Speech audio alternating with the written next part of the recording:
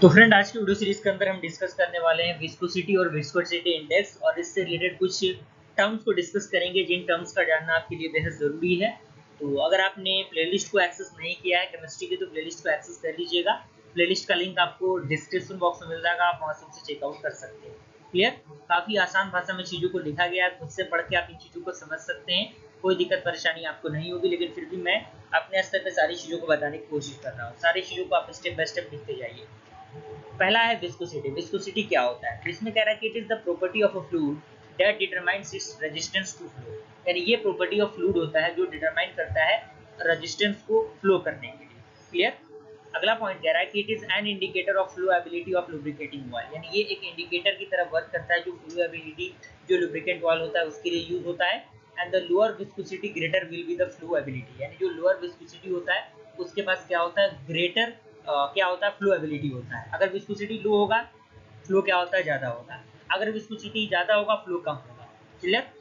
यहाँ यहाँ पे वो चीज़ें दी गई हैं। यहाँ पे आपको बताया गया कि temperature increase viscosity of the lubricating oil decrease. यदि टेम्परेचर बढ़ेगा विस्कोसिटी घटेगा लुब्रिकेटिंग ऑयल का। अगर आपका प्रेशर बढ़ेगा तो विस्कोसिटी क्या होगा, लुब्रिकेटिंग ऑयल का बढ़ेगा।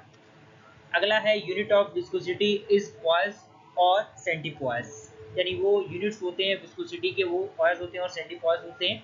सिग्निफिकेंस कह रहा है कि a good lubricating oil should have the viscosity which do not change rapidly with the temperature. यानी जो गुड लुब्रिकेटिंग ऑयल होते हैं उनके पास विस्कोसिटी होता है जो चेंज नहीं कर सकते रैपिडली एक दूसरे के टेम्परेचर्स को। ओके। अगला है आपका विस्कोसिटी इंडेक्स। इसमें कह रहा है कि the rate at which the viscosity of a liquid changes with temperature is called as the viscosity index. यानी जो रेट होता है जिससे विस्कोसिटी लिक्विड चेंज होता है अपने टेम्परेचर के अकॉर्डिंग, उसी को हम लोग विस्कोसिटी इंडेक्स कहते हैं। और यहाँ पे कह रहा है कि relatively small change in viscosity with temperature is indicated by the high viscosity index. यानी जो स्मॉल चेंजेस होते हैं विस्कोसिटी के अंदर टेम्परेचर की मदद से, वो इंडिकेट होते हैं by the high viscosity index से।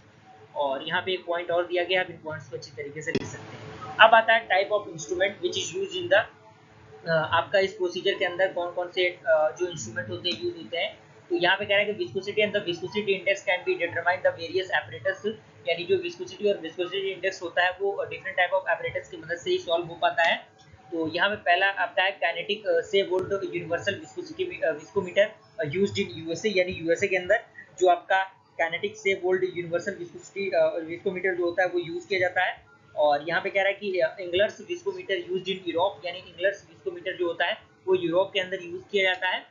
और यहाँ पे आपका कह रहा है कि redwood viscometer used in the Commonwealth countries like India. यानी इंडिया जैसे कंट्रीज में रेडवुड विस्कोमीटर का यूज किया जाता है विस्कोसिटी और विस्कोसिटी इंडेक्स को फाइंड आउट करने के लिए। तो ये आप देख सकते हैं कि सबसे पहले इस इमेज को देखिए, जिस इमेज को मैंने गूगल की मदद से यहाँ पे लगाया हुआ है। ये किसका इमेज है? ये रेडवुड विस्कोमीटर नंबर 1 का इमेज है।